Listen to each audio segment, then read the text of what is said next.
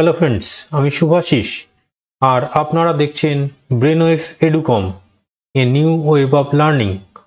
বন্ধুরা, গত কিছু পর্ব জুড়ে আমি কিন্তু আপনাদের সামনে বিভিন্ন ধরনের ক্যাট কেবিল নিয়ে আলোচনা করার চেষ্টা করেছি।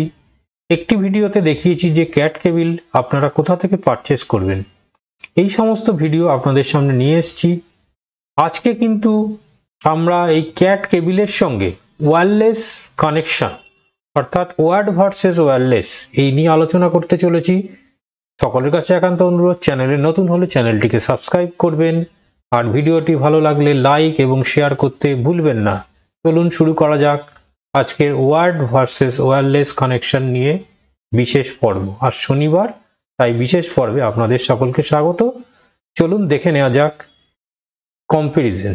চলুন ওয়ার্ড ভার্সেস ওয়্যারলেস এই দুটির মধ্যে কম্পেয়ার করে দেখা যাক কোনটি বেটার এবং কোনটি আপনার পক্ষে উপযুক্ত। বন্ধুরা, আপনারা বেশিরভাগই যারা পিসি ব্যবহার করে থাকেন অর্থাৎ পার্সোনাল কম্পিউটার, তারা কিন্তু ক্যাট কেবিল ব্যবহার করেন। সেটা ক্যাট 5 হতে পারে, ক্যাট 5E হতে পারে, ক্যাট 6 হতে পারে বা ক্যাট 6Aও হতে পারে। এই ধরনের কেবিলগুলির মাধ্যমে সাধারণভাবে রাউটার থেকে পিসিতে নেট সংযোগ ল্যান কেবিলের মাধ্যমে নেওয়া হয়, যাকে আমরা ইথারনেট কেবিল বলে থাকি, এবং এর জন্য যে কানেক্টর ব্যবহৃত হয় সেটি হচ্ছে RJ45 কানেক্টর। অর্থাৎ এটি ব্যবহার করে আমরা সাধারণভাবে একটি ব্রডব্যান্ড কানেকশনকে ব্যবহার করি। এছাড়াও আরেকটি পদ্ধতি হচ্ছে ওয়্যারলেস পদ্ধতি, যেটি সাধারণভাবে আমরা ল্যাপটপে ব্যবহার করে থাকি। অর্থাৎ ওয়াইফাই রাউটারের যে ওয়াইফাই সেটির সংযোগ আমরা ল্যাপটপে করে থাকি। ল্যাপটপের ক্ষেত্রে সাধারণভাবে এই ক্যাট কেবিল কিন্তু ব্যবহার করা হয় না, হলেও সেটি খুব কম পরিমাণে হয়। কারণ ল্যাপটপ জানেন একটি বহনযোগ্য কম্পিউটার, অর্থাৎ এটি পোর্টেবল একটি জিনিস যেটা সমস্ত জায়গায় বহনযোগ্য। অর্থাৎ এই ল্যাপটপের ক্ষেত্রে আমরা ওয়্যারলেস কানেকশন ব্যবহার করে থাকি। এবারে বন্ধুরা, একটি বিষয় আপনাদের কাছে ক্লিয়ার করা দরকার। দেখুন, আমরা যখন ক্যাট কেবিল ব্যবহার করছি, এটি কিন্তু অনেক বেশি স্টেবল হয় ওয়্যারলেস কানেকশনের তুলনায়, কারণ এটি তারের মাধ্যমে সংযোগ এবং এর মধ্যে সিগন্যাল লস হওয়ার কোনো সম্ভাবনা সেই অর্থে নেই। অর্থাৎ 100% সিগন্যাল কিন্তু আপনার রাউটার টু পিসি এটা কিন্তু আসছে। কিন্তু ওয়্যারলেস কানেকশনের ক্ষেত্রে অনেক সময় রেঞ্জের প্রবলেমের জন্য বা রেঞ্জের মাঝখানেও যদি কোনো বাধা থাকে, কোনো কিছুর গার্ড থাকে, সেগুলির জন্য কিন্তু সিগন্যাল লস হতে পারে। অর্থাৎ ওয়ার্ড কানেকশন এবং ওয়্যারলেস কানেকশনের মধ্যে এইটি হচ্ছে বেসিক ডিফারেন্স। এবারে বন্ধুরা, বড় কোনো ফাইলকে আপলোড করার জন্য বা ডাউনলোড করার জন্য ওয়ার্ড কানেকশনটাই প্রেফারেবল। ওয়্যারলেস কানেকশনের ক্ষেত্রে কিন্তু অতটা প্রেফারেবল না। তবে যদি খুব হাই স্পিড ইন্টারনেট থাকে তাহলে ওয়্যারলেস কানেকশনের মাধ্যমেও কোনো কিছু ডাউনলোড করা যায়। এবারে বন্ধুরা, একটি বিষয় আপনাদের কাছে ক্লিয়ার করি। ধরুন আপনি আপনার পিসিতে একটি কানেকশন নিয়েছেন যেটির গতি হয়তো 100 Mbps। 100 Mbps এর গতি আপনারা কিন্তু যখন ক্যাট 5E কেবিলের মাধ্যমে বা ক্যাট 5 কেবিলের মাধ্যমে চেক করবেন, তখন কিন্তু আপ টু 100 Mbps পাবেন। কিন্তু ওয়্যারলেস কানেকশনের মাধ্যমে কখনো কখনো 100 Mbps এর বেশি পাবেন। এটি কেন হয়?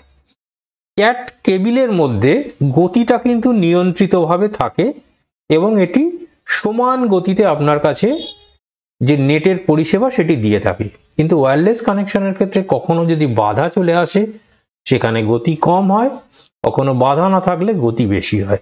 আপনারা বিভিন্ন রাউটারে দেখবেন যে আপনার যখন ল্যান কেবিল, অর্থাৎ যদি গিগাবিট পথের রাউটার হয় তাহলে 1000 Mbps পর্যন্ত স্পিড দিয়ে থাকে ল্যান কেবিলের মাধ্যমে, কিন্তু 1200 Mbps স্পিড দিয়ে থাকে ওয়্যারলেসের মাধ্যমে। অর্থাৎ এটি 1000 থেকে 1200 Mbps পর্যন্ত কিন্তু ওয়্যারলেস কানেকশনের স্পিড হতে পারে।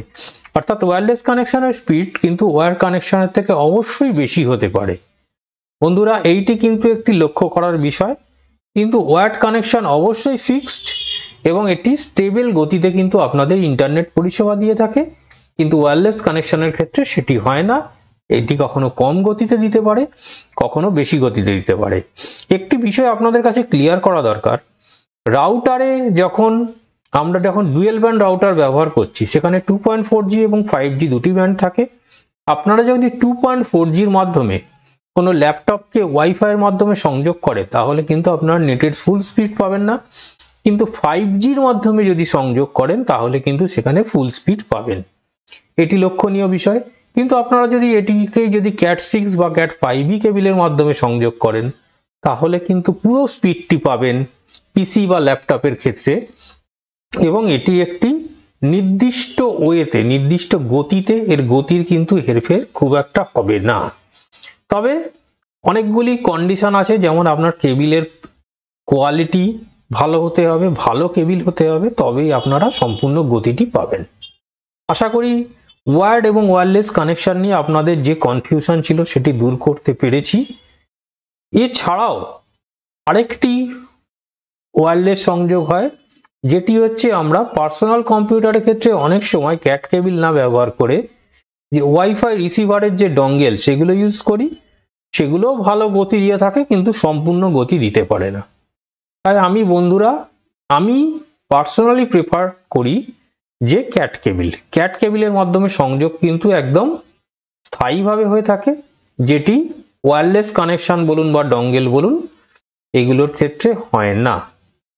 বন্ধুরা, এই ছিল আজকের ভিডিও। আশা করি এই দুটো জিনিসের মধ্যে যে কম্পেয়ার করলাম এটি আপনারা সহজভাবে বুঝতে পেরেছেন। যদি ভালো লেগে থাকে অবশ্যই লাইক করবেন, শেয়ার করবেন, চ্যানেলে নতুন হলে চ্যানেলটিকে সাবস্ক্রাইব করবেন।